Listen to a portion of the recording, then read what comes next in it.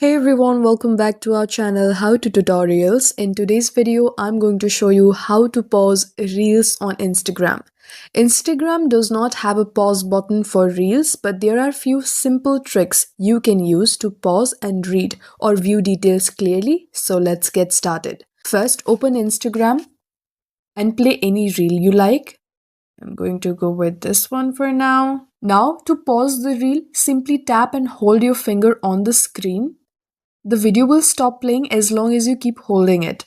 When you release your finger, the reel will start playing again. On some reels, you may see a small progress bar at the bottom. Tap and drag the bar backward or forward to stop at a specific moment. This is useful when you want to read text or see details in the reel.